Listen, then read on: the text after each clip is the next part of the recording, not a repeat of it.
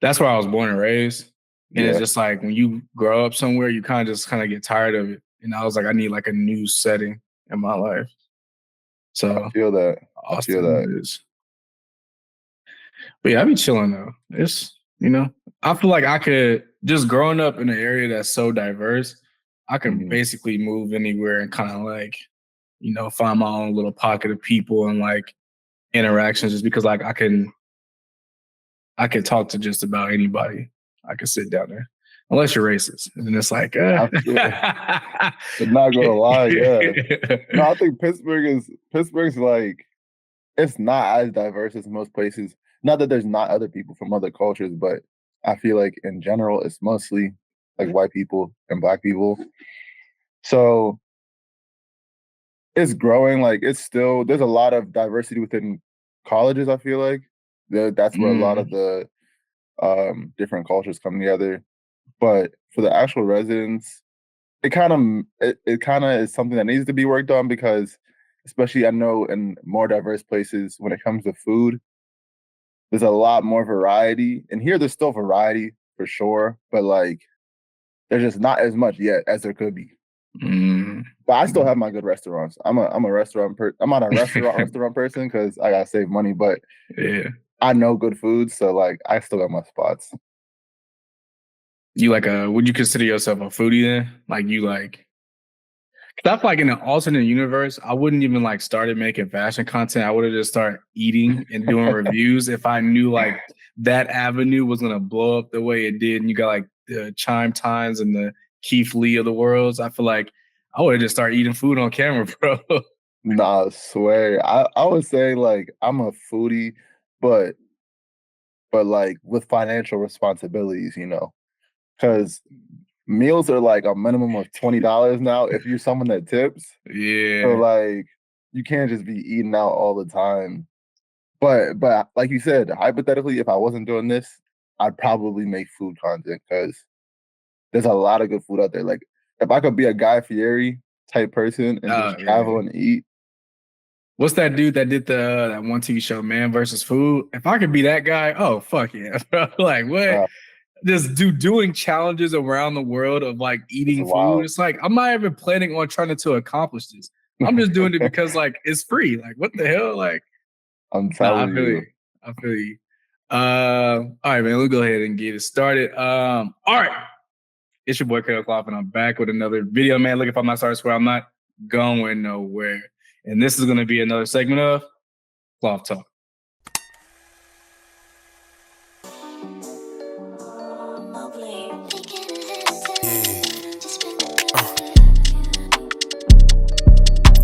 Now, again, Cloth Talk is just where I'm grabbing the article titles from Hypebeast Complex, and it's all talking about sneakers, fashion, all that jazz that I love, and I bring people on here who have those same passions. But let's go ahead and introduce this guest, man. You've been a long time mutual. I mean, I think when I first started, like you were like one of the first few people that like interacted with my page. You've been on billboards, you've been on campaigns, you've been on before you walk into a store on the storefront, you've been on that, you've been on the inside. Like, without further ado, let's go ahead and introduce my man Joe. And it's Joe Watkins, right? That's how you pronounce the last name? Yeah. Yeah. What's going on with you, bro? Not much. I'm just, I appreciate you having me on here. Like you said, yeah, it's been a few years, and it's definitely interesting to see how you've changed and grown in your creativity and style, and how social media has changed, and like how everyone kind of interacts with that. But yeah, I'm glad to be here. I appreciate you having me. No doubt. And we definitely go get into that because I feel like you've done, like, it's always interesting. Like, some people who have these big platforms wouldn't necessarily have like the accolades of like, what was that shoot you, like you went to a different country? Was it Oh Hollister? yeah. Like some people that have like 50, 100 to like 200K don't even get those type of opportunities. So like we definitely go get into that, once we get into the once we get into the more personal side of like your journey. But let's go ahead and knock out these articles. So without further ado, let's jump into the first article. Bow. I can't stop singing that shit. I'm not gonna lie, it's a hit though. She got a hit on her. I can't lie. She got a hit. As much as you want to be like, oh, she's destroying the youth, it's like, damn, that song is catchy. All right, so this article title reads, Saucony and MINTED New York, NY link up for the Pro Grid Triumph 4 collaboration. And I feel like I've been saying this for a long time, and I want to get your perspective on it, but Saucony is literally like, they're right here to like pushing through and becoming like that name. I feel like, you know, a couple years ago, it was definitely New Balance. New Balance came in, destroyed the game. Like they were having collabs that people had never even thought to like just colorways of crazy. Everything was crazy about the sneaker. And then it was like Solomon and Asics, and like Asics got like this, you know, they've been having Kiko, but they had the Jowls, and Solomon had these crazy collabs. It feel like Saucony, you know, they had the J Tips, you know, they had these, and I feel like these are solid collabs getting Saucony's name in that category now, where it's like they might push through and they might do something. Yeah, I think I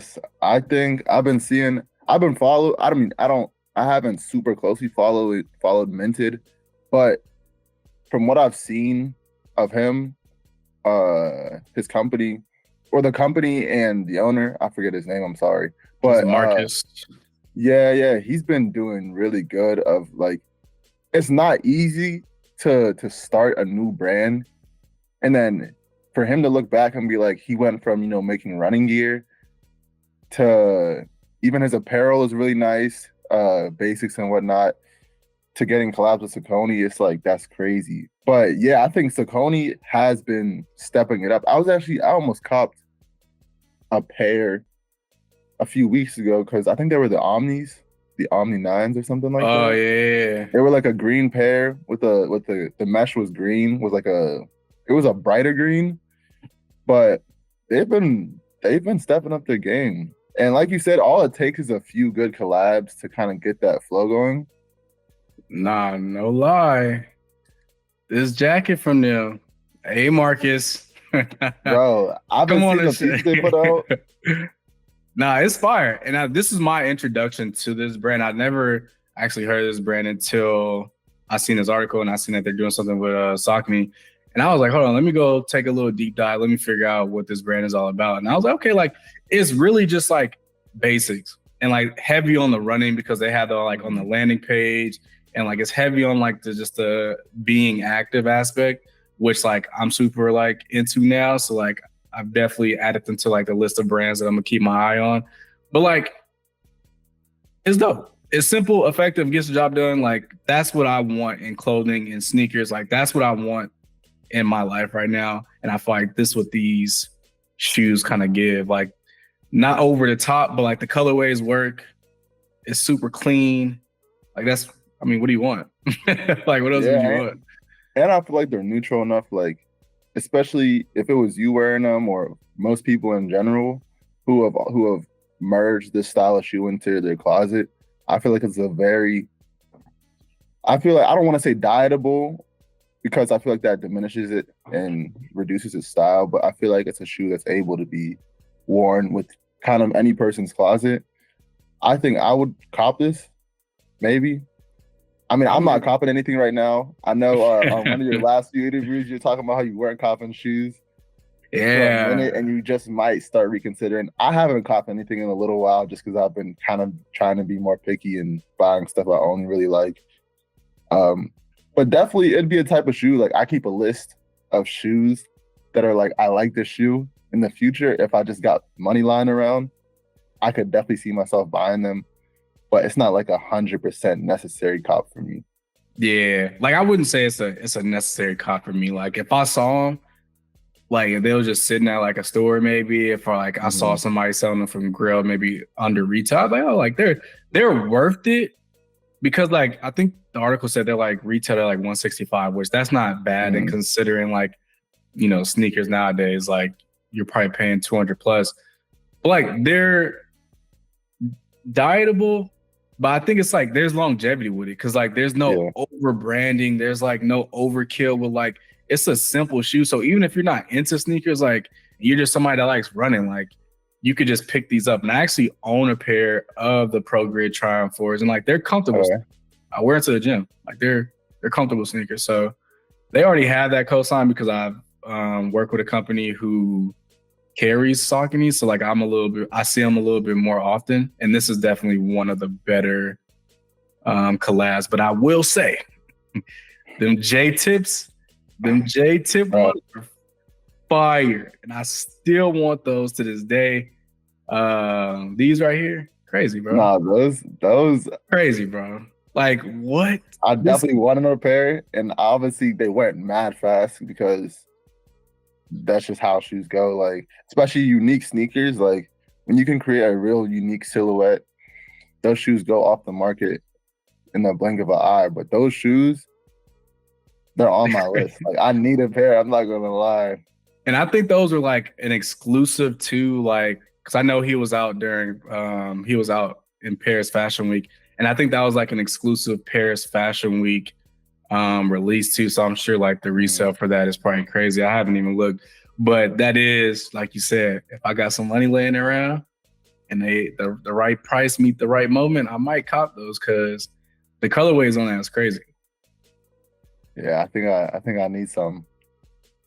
But yeah, all in all though, like this is a well executed collab. Like, and I think again, as Saucony is getting these collabs and getting these names, like they are gonna push through, and we're gonna start seeing way more Sauconys being pushed. And like, you know, we're already kind of seeing the phase out of the Sambas. I feel like, in my opinion, people kind of getting tired of that. We're kind of seeing the phase out of like the whole Tim phase. I'm kind of interested to see like what's like that next like sneaker that you can't get off your Explore page. Yeah, and I think with how much more people are buying sneakers now, I think people always want something new, whether it's a new silhouette or a new company. So I think now more than ever, because I think every brand that's been doing really well over the past few months, there hasn't really been a new brand. Like, I feel like the latest was Asics, probably, in terms of like they caught that momentum and they got there, and they've been doing really well with collabs, like you said, with Kiko and things like that. I feel like Asics has been doing really well, but I feel like other than that, there's not. Maybe I haven't looked far enough, but I feel like as far as sneakers, there hasn't been another brand popping out to be like, this is our time and our momentum. So I think there's a pretty open lane for them to get another collab or two to, start going up. Yeah. What's in your current rotation? Like, what's like the main sneakers you rocking? Top 3 that you like? My top 3? Yeah. Of like everyday wear? Like the ones that you put on the most. Like, which ones are you like, I got this fit on, it looks better with these. It looks better with like, which ones are you like, these are my go-tos? So I'd say number 1 is probably my New Balance 1906 Rs. I think those are they're mad comfortable. Like those shoes, if I'm running errands, if I'm going for a walk, like I wear those shoes everywhere all the time, and they're mad comfortable. So those are probably the number 1 shoe. I mean, and they do well with fits, but it's like I could have a different shoe with an outfit. I don't necessarily need to wear them. I feel like I've steered away from those. I don't want to pitch up. I feel like I've steered away from buying those because I like the way they look, but I've seen them in person. They look almost too bulky on the sides for me. And I feel like I kind of like, once I saw them in person, I was like, damn, it kind of killed like, because I almost bought the Joe Freshgood ones. And I was like, ooh, I'm definitely gonna get these. And then somebody I know got them, and I was like, damn, they're like super bulky on the side. But I might have to get a pair then. No, I definitely understand, because I feel like New Balances in general are wider shoes. So definitely, because I have another pair of, I think, 991s, and the toe box of those is huge. So I barely wear them because it just feels way too spaced out in them. But I think it's worth trying on the 1906 Rs in person, because I think they're a bit slimmer, and because they're more of like a running shoe, which makes them a little more comfortable, I think they fit the foot a lot better. And I don't have necessarily super wide or skinny feet, but I mean, I think it's worth a try. All right, bet. What's that number 2? Number 2, I don't know. I gotta look around. I don't know. I feel like I'm in the house all day. Like I wear fits, but I feel like what would my number 2 shoe be? I've been wearing my Solomons a decent amount.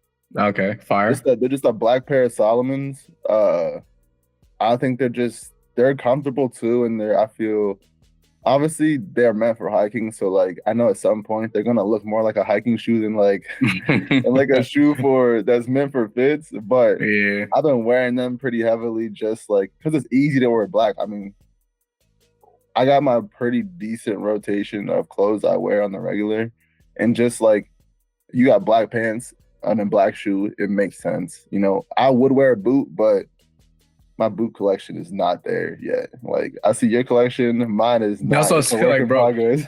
I don't know when I started, but like I just started acquiring boots, and I just don't know when that happened because I was big on sneakers. So that's funny that you mentioned that. All right, last one, 3. Last one. I'd say the last pair would just be a pair of like. There's this brand Greats. Oh yeah, you know Greats. Yeah. It's just I need to get like a different. It's just like a basic shoe. I know how. Is it like an Oxford or is it like a? It's like a flat, you know, kind of like okay. a gap. Oh yeah. I know you know Greats. Yeah. I ain't gonna look. They cleared that situation up, and that's honestly, bro. That's really one of the reasons why this is a complete tangent, but I feel like that's really one of the reasons why I stopped posting so much on Instagram. It's like, I'm not saying my whole feed was like partnerships, but like you start getting these partnerships and people just start conducting dirty business. And it's so frustrating because like I have a real job. Like not saying content creation isn't a real job, but like I have like a 9-to-5, like I go to a place to work. So like I'm dealing with that, and then also having to deal with a company who I've already delivered what I was supposed to deliver, and y'all have not paid me for months. That shit used to piss me off so much because it's like I do my best to conduct myself as business professional as possible. And I feel like once you breach a contract, you're unprofessional. Not saying, again, like they fixed that situation, so that is what it is. But I've experienced that so many times, even with bigger name companies, where I'm like, why do y'all act like this? So yeah, that's a side track. Nah, definitely. No, I definitely feel that. I mean, it's like I said, like I definitely understand because there's a lot of businesses where like ultimately it comes down to they could, you know, do better. Obviously, someone is seeing your emails or someone is not escalating so-and-so. So like, it's just difficult. Like you said, you already got stuff to deal with. You got a job. You got things to do. There's stuff you don't want to be worried about. And it's like you were putting out a lot of work. Like you said, you stopped posting a lot, but before, like you were posting a lot. So you had your collabs and stuff. And even for me, I definitely started posting less too because of almost the same reason. Like it wasn't necessarily like bad business, but it was more so you can just get caught up in collabs. It's just a lot to deal with, you know, a lot of back and forth, it's just a lot, you know. Working with brands isn't always easy. It's a pretty big mental toll when you got other stuff to handle and you're like, oh, I gotta go take pictures in the outfit, you know. Sometimes you're just not in the mood. Like sometimes you just don't want to leave the crib. So if you're getting off work, you're like, I really don't want to go take a picture right now. Bro, I remember one time I had a collab and it was running close and like it was on my fault. I was running behind and I had to take these pictures this day, or it was like it wasn't gonna happen. And I took them. And I spent like an hour or 2 hours out there and I hated every single picture. And I spent another hour out there. I'm like, bro, oh my God, this was terrible. So it ain't just taking pictures. Like you got to actually like them too. And if I don't like it, I'm not going to send it. Like, so it's just like it's more of a task than people think it is to be like. I'm telling you, it really is. It really is. Like not liking the pictures after you take them actually hurts. Bro, that shit something crazy. It hurts, bro. It's like, damn, I thought I looked great today, bro. It's like a gut punch. And you're already at the location. You're like, I don't even know where else to go right now. It really feels like you just lost. don't let it be hot either. Like I'm already irritated. Like I'm hot. I'm sweating. I'm like, yeah, no. People walking by, I'm getting annoyed. Like that's what I'm saying. You in a t-shirt and now the t-shirt got sweat stains. You're like, I can't even really shoot this again today. That's crazy. Yeah. Nah, it's a interesting place to be in. But let's jump into the next article. All right, so this article title reads: ASAP Rocky and Puma return with the second motorsport inspired collection. Honestly, the reason I chose this is like grade A, like S tier promotion. Like this is like whoever thought of this concept was like really cooking something up crazy. Like this is fire. And that's really I'm not even drawn in by the clothing necessarily. Like nothing's like really calling out except this piece. I would actually cop this, but it's just like the concept. I was like, I kept coming back to it. I was like, this is a fire rollout for this collab. Definitely, and I think it's interesting how almost everything can be applied to fashion. Like when you take, like you wouldn't regularly think, obviously people like racer jackets, but you wouldn't regularly think, you know, F1 and fashion could kind of like be in the same space. But it kind of shows the power of when you get a good creative director who kind of knows the industry they're working in and they can do stuff like this. Because like you said, this concept, these photos, it puts the pictures in the best light. And not everyone is able to do that. Yeah, I mean, because I think you had mentioned, I don't know exactly the wording you had used, but like being able to take like a ASAP Rocky, who is a rapper, and then F1, which is like those two seem to be on a polar opposite when it comes to like things that will mesh. And then you have Puma, which is a sportswear brand. So you have sportswear, you have racing, and then you have a rapper. And how you make those things come together is a very hard task. Yeah. So again, like whoever was in the creative room when they was trying to roll this out, like they were really cooking something up because like this, it fits. I don't know why. Like I don't ever know. Is it? I don't know. Like maybe it's just because I'm into fashion. I don't know how much it fits for somebody who's like really into like F1 or like you know. But I feel like it makes sense in my eyes. Like this looks like a dope meshing of those three different worlds to me.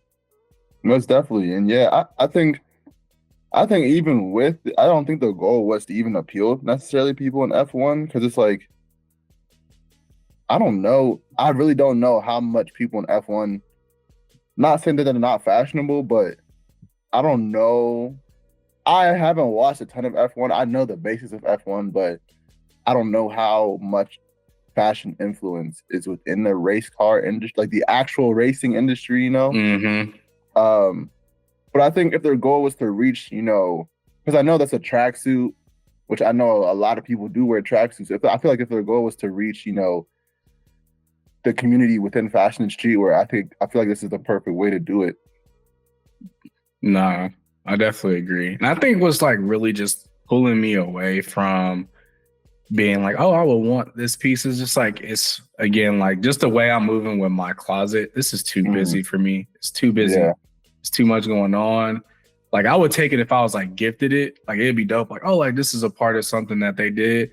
But like, it's just too busy for me to want to spend my money on it. And it'll eventually probably cycle out of my closet quicker than other pieces would. So that's what's kind of like, oh, my bad. No, you good. Cut you off, but I feel like when it comes to statement pieces, like something like this would be, like you couldn't wear this together more than maybe once because every time you wear it, someone's gonna be like, "Oh yeah, that's that." You were that. They can remember the exact day and time. Like that's like with my closet. I've been definitely diving more into basics that I could wear them for a whole week and it wouldn't stand out necessarily. Like obviously having the statement pieces, but it's like, well, I wouldn't wear it for the whole week, but like hypothetically. But I feel like to buy something like this, like you said, you might wear it a few times, but I mean, it's a racing, like a full tracksuit that is this bold and kind of busy. it's kind of hard to pair with even other pieces in your closet, probably. I think my favorite piece from the collection, though, is probably the driving gloves. Oh yeah, the gloves are tight. I like the design of those a lot, and like the Tempur-Pedic palms. Or it's not Tempur-Pedic. I don't know why I said Tempur-Pedic. There's a word for it. I forget what the word is, but nah, I know what you meant though. Shit. Yeah, the temperature scale. I don't know what the word for that is, but I think those are probably my favorite piece from the collection. Yeah, the shoes aren't like, they're not horrible. Yeah, they're just like okay at best. But like this though, I'll probably rock this, even though like I'm contradicting myself because like there's a lot of like, you know, print, a lot of a lot of stuff going on. But like I feel like I could like simplify the outfit if I had that. That would be like the main thing. If I put it on the outfit, everything else would be like simple and like no print. So then it kind of like mesh well. Facts. And I feel like you have a good hat collection. Like you got a lot of good hats. I think that's like, I've sold 80% of my closet. I've gained like 30 pounds or like 40 odd so pounds in the past year. So like I've just simply grown out of my clothing. Like I used to wear 33, 34 at max. Like 34 was baggy. I'm wearing like 36 now and 38 if it's like a Japanese brand. So it's like I couldn't fit any of my stuff.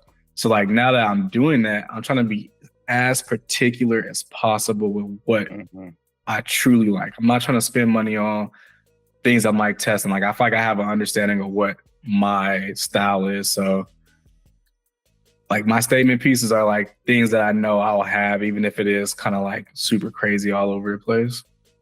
That's dope. Yeah, I think that's like my closet. I think the thing about me is I think I know what I like, but at the same time, I think I always look at people that have a very uniform style. Not uniform in the sense that they dress the same, but that like when it comes to your style, your outfits look like they can all belong to the same group, but they're each very unique, you know? Like you have a certain style that is like unique to you. Like whether it's, you know, a slightly loose pant with, you know, a cool jacket and a hat or something like that. You know, I feel like you have versatility within your outfits, but it's like your outfits are all similar. Like you said, your closet is very like specific pieces, so you know what you're wearing and it'll all look good. I think the problem with me is my closet's too big, and I know what I like, but it makes it hard because not necessarily every piece is something that you would wear, you know? It makes it a little harder to dress, but I've been trying to cut down a lot on that. I think that's another like two sides, or not two sides of the same coin, but like the good and the bad to being like a fashion content creator is because like, you know, you get PR packages, you might get dumped off like 20 items. And it's like, not necessarily I would wear all 20 items. It's like now it's just like it's creating more confusion in the closet. But I will say the benefit to that is, as soon as that partnership over, I'm selling 15 items. Like, and then like that's creating more money for me to go buy stuff that I actually want. So like that's one thing that I do miss, like being so active on Instagram and people seeing your page. Yeah. Being like, hey, I want to send you something. I'm like, cool. Like I just got some free stuff. I just post about it. Now I can just go either sell that stuff, or if I actually like it, I got it for free. Like, cool. Like definitely. It's nice. Yeah, it's definitely two sides to a coin, because there's definitely some times where you're like, dang, I got all of these and like I could probably only rock one. And then you end up having like mad clothes everywhere. Well, I guess if you're able to sell all of them, I usually take mine to a thrift store, because when you just have too much, I don't mind selling stuff online. Like I don't mind going on Depop and trying to sell stuff. But sometimes I just can't wait. Like it just has to get out of my closet because it's taking up too much space. And whenever I'm trying to pick out outfits, I'm out here getting congested from stuff I know I'm not wearing. And it's just stressful. But I think, yeah, definitely it is nice to just get stuff and you can really kind of pick and choose what you're taking. But it can be overwhelming. So I've been trying to be more particular with stuff I'm receiving online. And I'd say working with smaller brands has been nice, a little nicer, because it's like you're getting, you know, 1 or 2 pieces from their new collection. And more often than not, there's stuff you actually like it's a small brand you actually want to wear. You know, it's not obviously, you know, larger brands pay sometimes a little more. So there's that balance of accepting stuff that's paid versus, you know, doing stuff for free.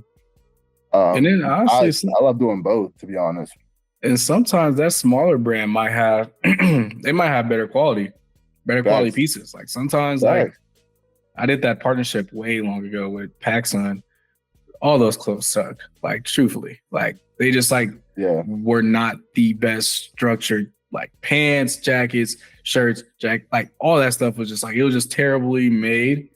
But then like you work with somebody who may have like 500 followers, they send you something. It's like, damn, bro, where'd you get this shirt from? Like it's thick and it's like the right shape, it's boxy and like it's not too like.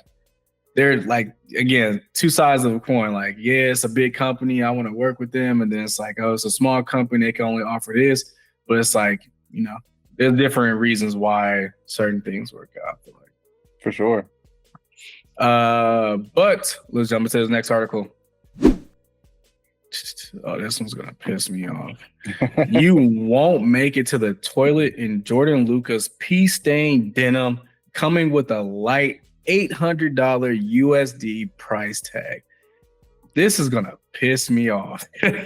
First of all, this ain't look. He ain't no real pisser like I am. Because first of all, if this was a real pisser, it'd be down this way too. He ain't a real pisser. Like what?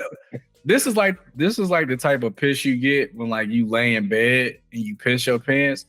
But like, bro, like, come on, bro. Like a real pisser would have had it down the leg and added some more blotches to it. This is just lackluster. Yeah, he wasn't trying. He didn't want it bad enough. He's I feel like when you're talking about my community of pissers, bro, you gotta step it up, bro. I can't let you get away with this half-ass piss. That's like when maybe he was on the train somewhere and just he ain't have nowhere to go, or like it's like the bus ride home. There's the kids that be on the high school or like elementary school that just couldn't hold it. Maybe it's like that, but yeah, any adult that's letting it loose, you need maybe down both legs. I'm not gonna lie, bro. I'm saying like, why did it like? How was you like to get this pattern? Like, I want to know the creative process. So like, taking jokes aside. Like, did somebody have to piss their pants to see the formation at which they were gonna do the staining? Like, what was the thought process behind only getting it in that area? Because if you're a pisser, bro, like you're gonna piss right here, and then like even if you stand up to take the pants off, it's gonna go down the leg. This would have been way more effective if the piss went down the leg, in my opinion. I think that's what they missed. I was talking to my friend about this the other day, and I was like, it's only so long before the DIY piss pants from home come out, and I'm like, how are people about to do that? You know, it's gonna be a real. It's like how to recreate these pants, bro. And it's gonna fucking hold it up. People will be in the comments like, bro, how did you do that? Like, what did you do to DIY these? How did you redo this idea? I'm gonna save you $800 and make your own JORDANLUCA's piss pants. The thing that's so funny about this is I was reading the article and he was talking about how like, oh, it's like taking a jab at like, you know, capitalism and over consuming, and you know, you put a price tag on a pair of denim that has, you know, this piss resemblance, and it's like people are gonna buy it, and it's kind of messed up, but like I'm sure people are gonna buy these jeans. Definitely. And I'm sure people are gonna make it seem like this is like some type of elite status to be able to afford these jeans, and like it is crazy to think about, because I feel like gag fashion, or like however people want to categorize it, whether it be like the big red boot, the piss pants, or you know, things in this category that seem like no one's gonna buy that. People are going out to line up for this. Like people are actually buying these pieces. It's just interesting. It definitely is. And I mean, you think about, I feel like one of the bigger brands to make these types of like quote unquote gag fashion is like Balenciaga, and there's no hate to them, but at like over the years you've seen them put out some pretty egregious pieces. Like those, what were those distressed sneakers they put out? The ones that had like, it was like glue and like it looked like it's stepping on another shoe. I don't know. No. I'm talking about the ones that were like torn to pieces. Like it was hardly a shoe. Oh yeah, you might hold on. I might have to hold on. I might have to do some Googling, but you could keep talking. But yeah, or even like aren't they I don't know if they already released it, but wasn't it like a bag of chips or something like that? Like weren't they about to release or didn't they release a bag of chips? I think I found it. But it's like a bag you could actually wear or something. You talking about these? That's what I'm talking about, yeah. And I'm like, I didn't see these. No, people will really cop stuff. I mean, if you got money for it, dude, I would never pocket watch. But it's like people will really cop stuff. I guess maybe it's just sit on the shelf at home. But it's like you could put $1,000 price tag, a $2,000 price tag on some of, and maybe that's just the art behind a lot of. Don't give them that. I don't know. Don't give them. I don't know what to say. I don't know who it appeals to. Not gonna lie. They're literally saying we can sell you shit on a plate, and you will probably buy it just because it's like Balenciaga, and that's kind of true. I'm not gonna give them the artistic meaning behind it is like the shoes are destroyed because like you walk through life, and no, because they cost $1,200. No, that doesn't make sense in any circumstance at all. Just like I'm not gonna buy a pair of fucking Levi's denim with piss stains on it. Like that just seems crazy. Yeah. But I guess for the sake of these sales, I guess it is. I mean, if you're trying to, call out that over consumption, I mean, they're probably like people, like you said, people are gonna buy these pants simply for the fact that it's a piss stain. Yeah. And like they have the pants and you don't. that's why people are copping. It's like it's just to be the one to be like, yeah, I bought these pants. It's so kind of wild. This world is so crazy, man. It's just, I feel like if you are somebody who's watching this and you have the excess funds to buy this, just reach out to me. I'll make you a pair on my own personal dime, bro. And then you could just pay me half of what you're gonna give them. I'll piss in the pants. You'll have a real person's piss in there, bro. Because this is crazy. That's crazy.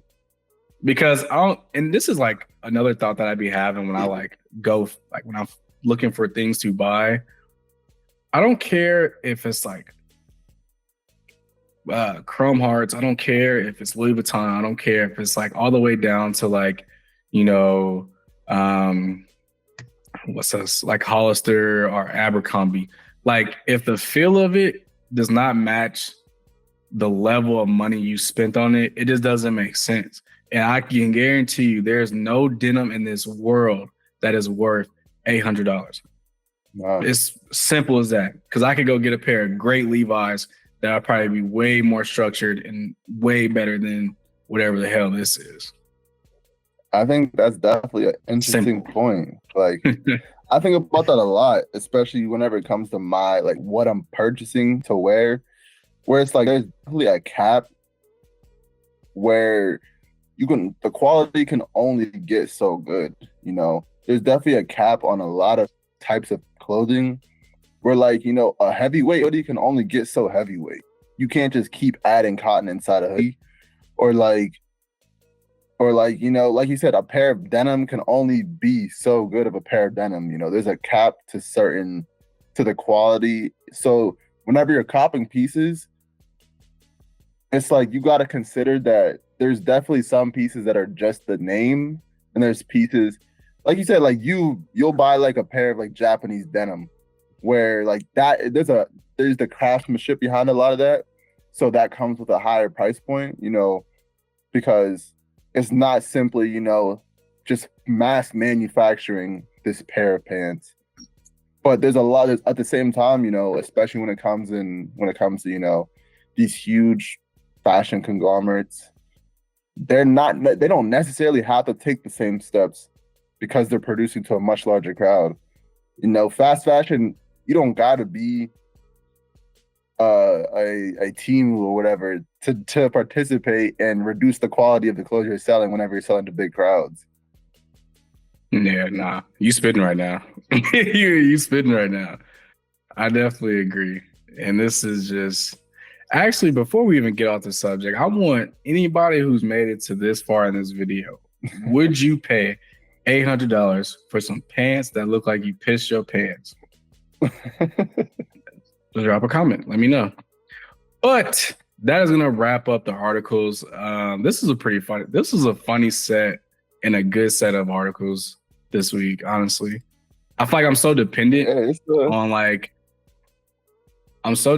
on these articles week by week because I don't pick what these articles are. I just I have to figure out what is there to talk about. And I feel like this week was actually a pretty good week in fashion as far as topics.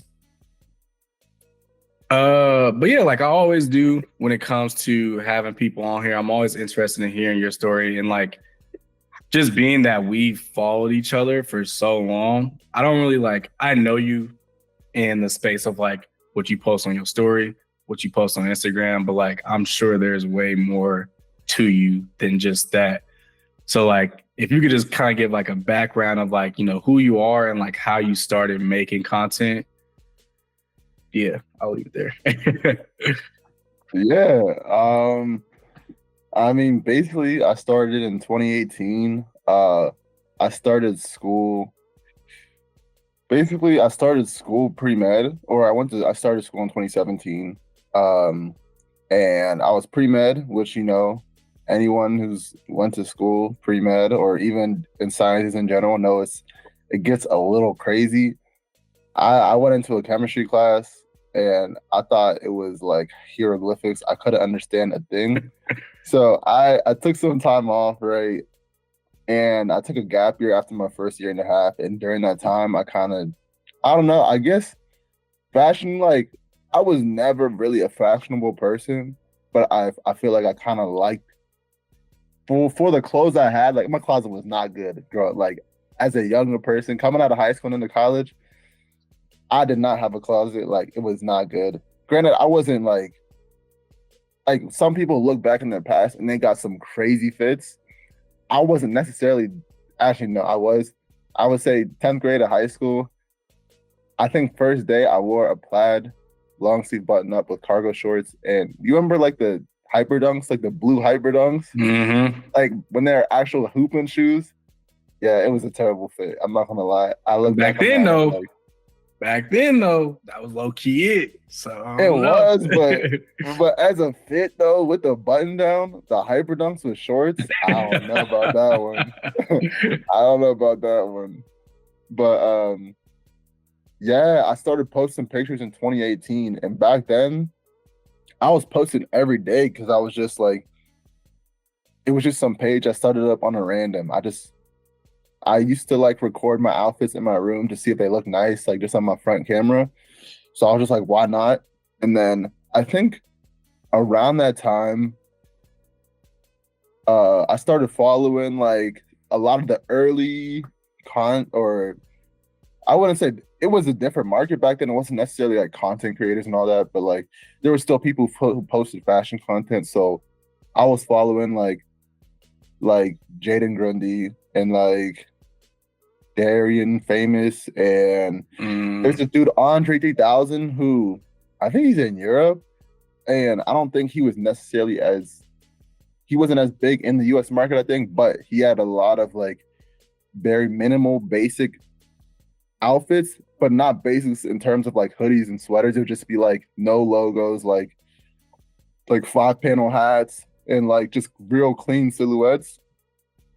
And I don't know, I kind of just went from there. I was just taking pictures on my iPhone. I even have a tripod for 2 years or so. I was just setting up a water bottle on my phone on some random ledges and taking pictures. So I don't know how I did it for that long, but yeah, all that kind of just built up into what it is now. I say I didn't really start. It was a different thing back then. I know anyone who was doing it back then,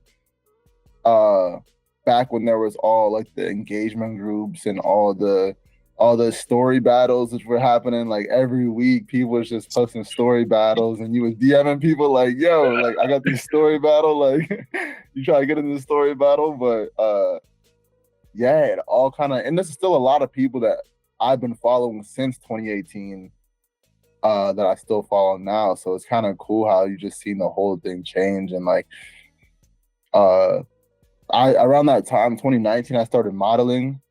So that was like a separate thing where like I signed to an agency kind of just on a whim. I had no idea where to go.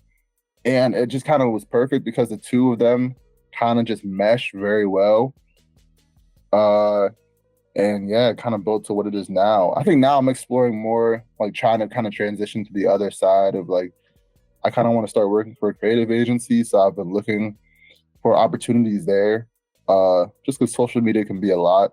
But yeah, I mean, just exploring and taking pictures and meeting people and kind of just venturing into the creative community around Pittsburgh kind of taught me a lot about creativity and helped me to develop the things I want to do and see, you know, whenever you're creating, you see every form of creation.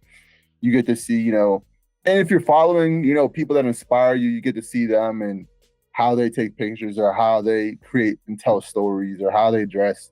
And I think all that just showed me that like you can really create like fashion is one thing, but whenever you put a storytelling side to it, you can really tell any story. You know, you can tell a story by the clothes you wear. You can tell a story by the colors you use and how you know, color grade your photos. So yeah, I think that all just built into who I am now and like my creativity now. I'm not like the most complex person. Like right now, all I really do is like post on social media and like do a little modeling here and there. So like people think I'm like some super complex, but not that like you shouldn't minimize yourself, but I don't do that much right now, which is why I'm trying to do more.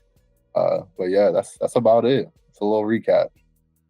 I find there's like room to just speak on that, what you just said. I find there's room to just be like, because obviously I don't do crazy edits. I don't like, my stuff is very straight to the point. Like I don't really like, I commend those people who do the edits where like they open a box and they pop out of it and they like, that shit is dope. Like absolutely, like that's dope. But like there's also that room for people who just like, this is just the raw. Like this is just me. I'm selling like, there's different ways people can sell themselves to, you know, build a community around it. Like I'm just selling like my personality. I'm selling who I am. And if you rock with it, you rock with it. I don't do the crazy edits. And then on somebody else's platform, like they do the crazy edits and like they do all like, it's just like whatever you find your pocket in and what you feel comfortable in, that's where like you just continue to serve that group of people who rock with the stuff that you do, I feel like.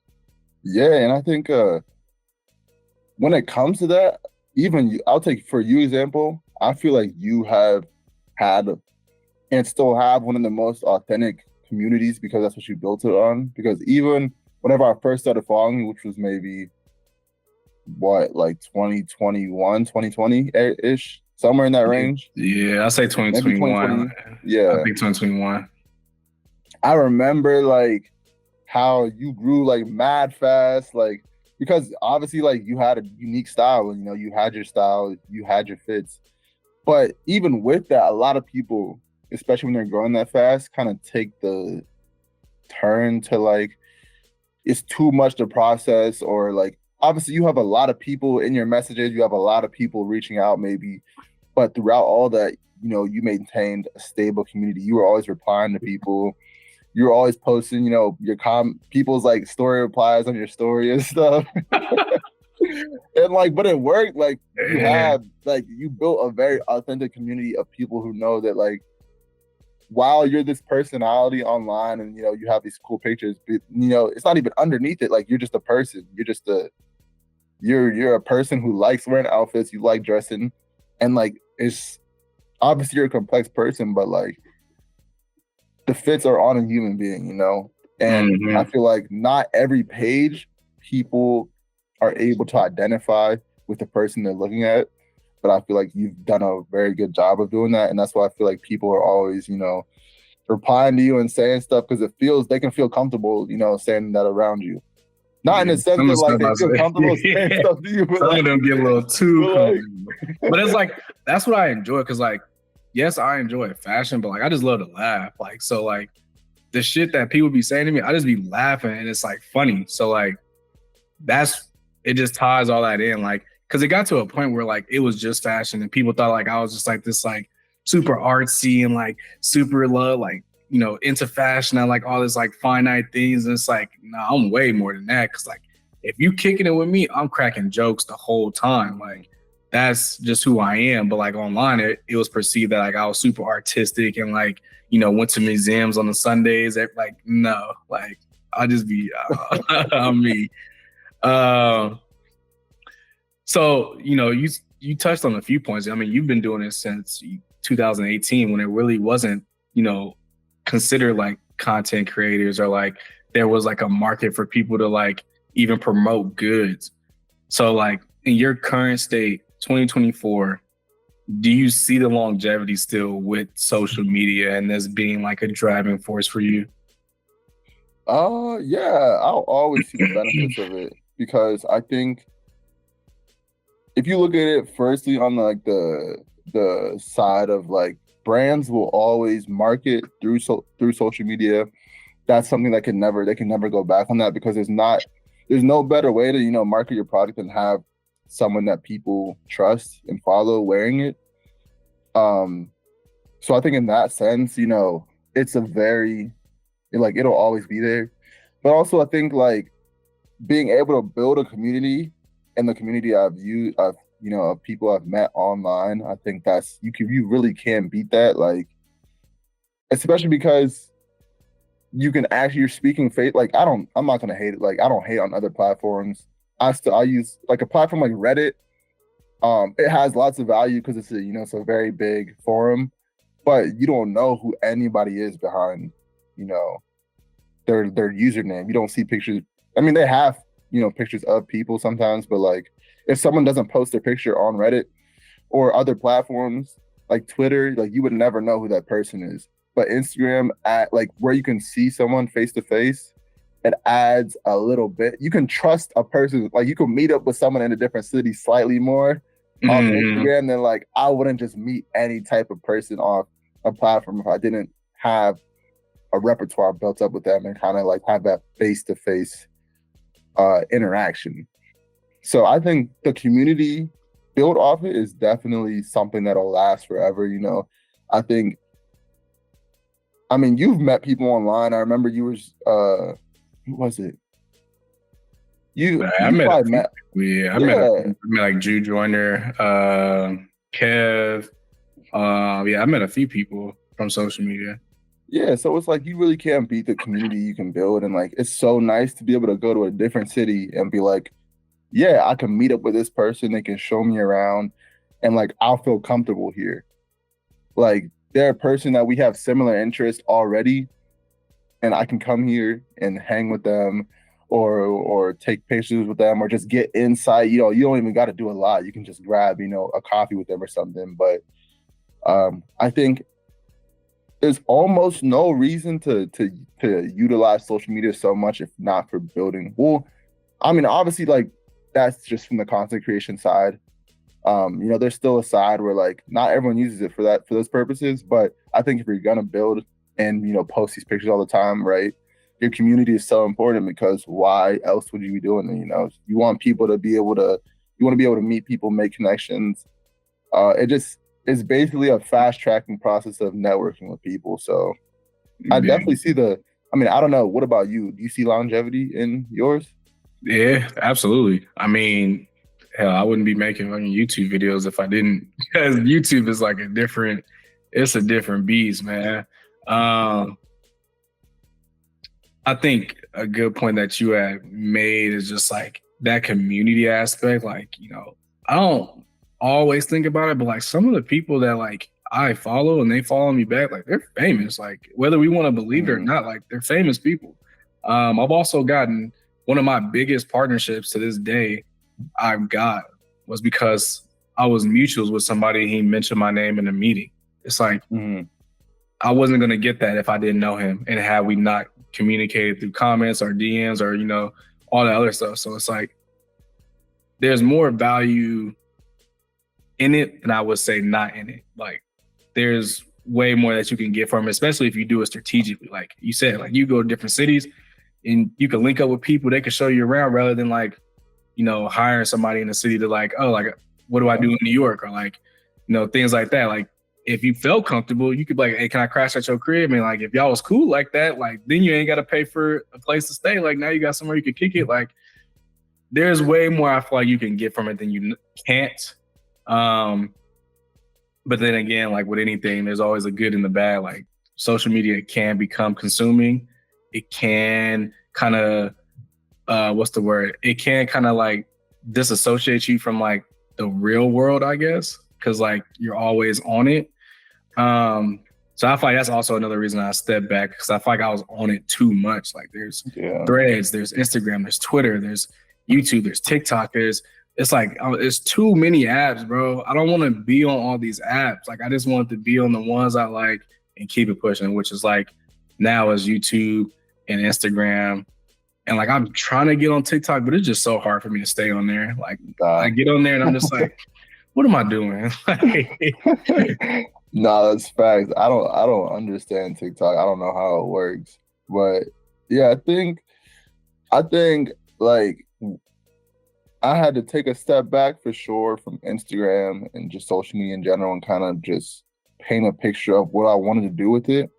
Because I think at some point, everyone comes to the realization where it's like, do I want to do this just as a hobby? Because it usually starts as a hobby, right? It started as a hobby for me, probably for you. Or do I want to like try and, make something of it?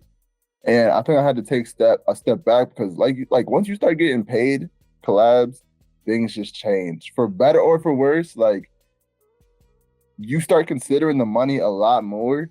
And I think that can definitely distract you from the fact that like, this is just a hobby. Like you just started this because, but that's where the separation comes. Because if you're someone who has a much larger account and you're like, oh yeah, I'm a full-time, creator or whatever. But for someone in my range or your range, like we're around like the 10 to 20K range. That's not necessarily, hey, maybe some people got it like that, but I feel like it's not necessarily like full-time. Like that's not paying the bills regularly. So, but you can still, even in that range, you can get caught up in like, oh yeah, I got to get paid for collabs. Like I can't do anything for free. And I had to, and I was only doing, for a while, I was only doing sponsored posts. So I wasn't even necessarily enjoying the creative process because I was taking stuff just because people were paying me, or I was wearing an outfit just because I was getting paid. And I think now I'm enjoying it a lot more because now I kind of just went back to like wearing clothes because I want to wear clothes. And like, if I get paid, I get paid. If I don't, it doesn't really matter because either way, like this started off as like I was doing everything for free.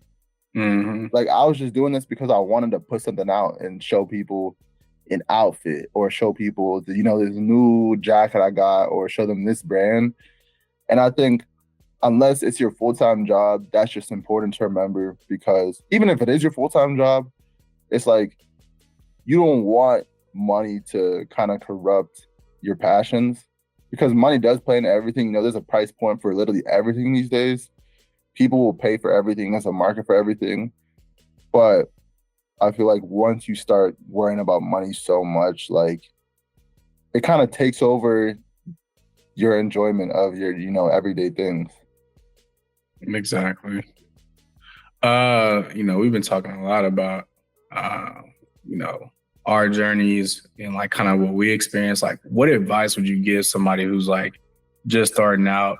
Because it's way different. It's like you started in 18, I started in 20, and I feel like it has drastically changed even since I started. So I know you've seen it change even more. So like if somebody's like, I'm just trying to start out, I see what it can do for me. Like, what's the best advice you can give? Like I'll say like the top 2 advice you can give. I'd say number 1 is just know why you're doing what you want to do. I think so many people start, whether it's social media or a brand, and they're doing it just because they've seen other people do it and they're doing it to be somebody. And it's like, I'm sure you've seen it too. And throughout the years, there's so many people, especially once social media really started taking off around 2020, where like there was the emergence of like whenever, I don't know when TikTok came out, maybe when did TikTok like get big? 2019? Yeah, or something like maybe. that. Yeah. But like whenever there's an emergence of like you know, content creators, influencers, quote unquote, a lot of people I feel like started pages for whatever because they wanted the brand collabs, and you see people doing it. But I think, yeah, the most important thing because of that is you have to know why you're doing it. Because you can see so many pages start and drop off, or, you know, that brand hasn't posted since, you know, 2019, or that brand hasn't made anything since 2020, or you haven't posted an outfit since 2021. And it's your own creative process, but at the same time, it's like, you won't be happy doing it if you're not doing it for yourself and because you want to create something, or because you like fashion or got an interest.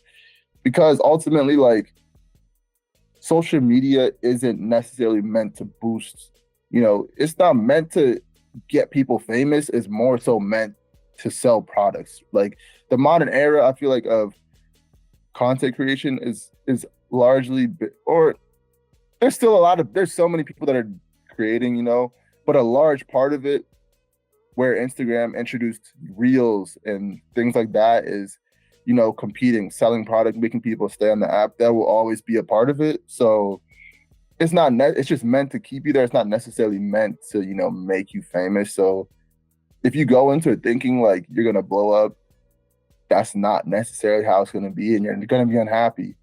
So yeah, I just say do it for you. You know, do it because you have a genuine interest. Don't just do it to get famous or stuff like that, because social media is toxic. Like, you can scroll for hours. You can compare yourself to a million people and it'll just make you unhappy. That is what so many people go through. But if you're doing it for yourself, you can take a step back and say, you know, this is, like I said before, this is a hobby. I'm doing this because I want to do it and I like doing it. And that'll ultimately motivate you to keep going no matter how many numbers you have, because the numbers don't matter. It's more about, I think, if you work at it long enough, you know, you meet the right people, make the connections.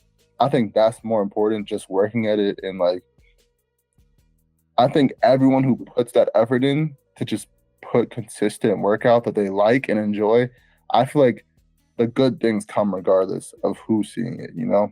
Mm-hmm. And maybe number two, I don't know what I'd list for number two as advice for someone starting out. I'd say just explore, like, just try new things, you know? Like, try new outfits. I mean, I'll always recommend people to thrift shop whenever they're starting specifically fashion content out, because there's no need to be blowing money on clothes you don't even know if you like, especially if you're someone that's new to like trying to dress yourself better, build your closet. There's no point to buying. I would say don't spend more than $100 on a piece of clothing if you're just starting out. Just thrift stuff, find your fits, find, you know, your kind of style, go from there. But yeah, I would say just to explore, you know, you don't gotta start somewhere. If you want to start taking pictures, start with an iPhone, you know. Everyone starts with a lot of people still post with iPhones only, you know. I mean, those phones are built for literally, like they are built for that. So absolutely. But the majority of social media is still, especially when it comes to, you know, fashion or quote unquote content creation, the large majority is still shot on the iPhone. So you don't gotta go out and buy a camera to start taking pictures or posting pictures. Start with your iPhone, get a little tripod, they're like $20, and just start exploring, you know, see what you can do, see what you can create. And like, for me, I bought a camera last year, but up until last year, which was, I think that was around May, I had done everything on my iPhone. So that's from 2018, that's like 5 years where I was just shooting everything on my iPhone, videos and stuff. And I only bought a camera because I think I just grew to want to do something more, you know. I had tested the waters, you know, I had been working with an iPhone for a long time, and I just figured this was just a different direction I wanted to take. So for someone starting new, it's like, you'll figure that out. You don't got to just buy something just because someone else, you know, has it. Just start wherever you are. And like you said, like you think about the closet you've built, that wasn't always the way you dressed. That wasn't, you know, the way you think about social media, that wasn't always the way you think. So it's like, once you start somewhere, you build off of it. You just need to start somewhere and start at your price point. If you're buying equipment, buy at your price point. You can buy cheap stuff. You can buy new stuff later. Like, just start somewhere and explore and figure out what your process is for. If it's creativity, creating, if it's music, just, you know, you just gotta start somewhere. Man, I think that's the big thing. It's like, just start, bro. Like, you don't know what's gonna, like, some of my outfits I thought was gonna kill it on social media, they didn't do anything. But the ones where I was just like, whatever, I'll just post this. I'm like, why did that just get so much engagement? Like, you don't know what's gonna work until you post it. So just keep posting. And then if that works, figure out, what did I do there that worked? And then try to replicate it. Like, you just have to do. The more you try to do and the more you post, like, you're just gonna learn from it. So that would be my take.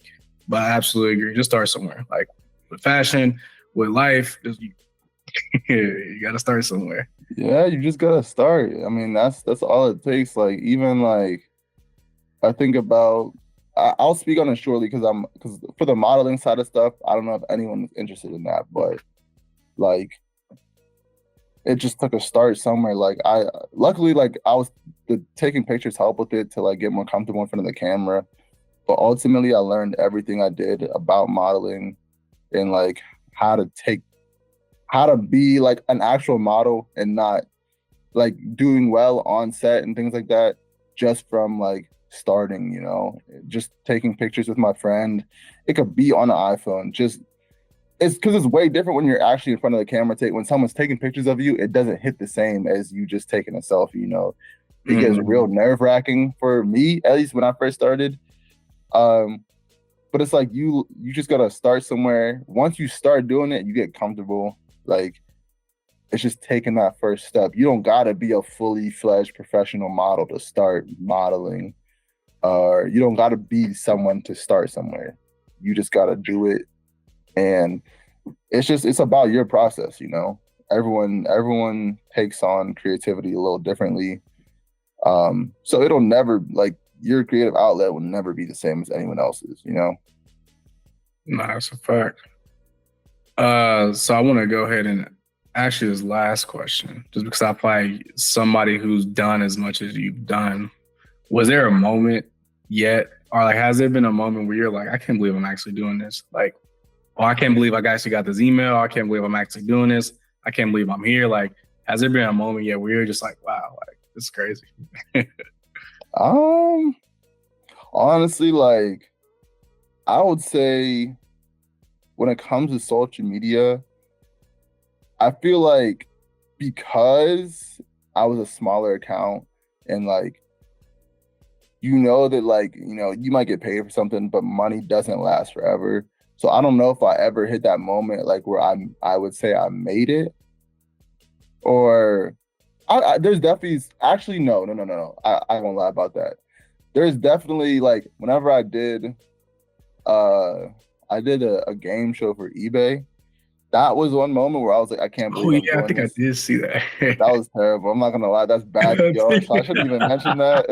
It's bad PR because I wasn't ready. Like, they invited me on as a sneakerhead, and I'm not a sneakerhead. And that's not their fault. It was probably my fault for accepting it, but I was just like, this sounds mad cool. Like, why wouldn't I do it? But yeah, that's just bad PR. Like, I don't look back on that in the sense of like, oh yeah, I killed it because I did terrible. Like, I answered some pretty bad answers on that show. But I think that was one moment. Like, the files. no, they asked me about the Off-White 10 collection, and I said it was like 12 pieces or 12 items. I folded there, and that was probably the easiest question there. Yeah, bro. Thing was, like, when did that collection release? Like 2017. Ooh, I think so. So I didn't even know. I started in 2018. I couldn't even fight in the comments. Like I had nothing to say. I just took my loss.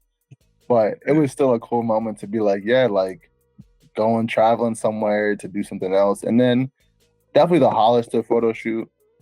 Like as a model, I've definitely done some cool stuff before. Because the modeling stuff is separate from my social media stuff. Like they're two kind of different things. But that was definitely a moment where I was like, this is just like, I didn't believe it. Like being able to fly somewhere and you're not paying for the trip and you're modeling and just modeling in a different country. Like it's just crazy. Like it just didn't feel real. And it happened so fast because like, even at that point, I wasn't doing a lot of modeling. Throughout, that was 2023. I hadn't done a lot of modeling. So like, it just kind of came out of nowhere.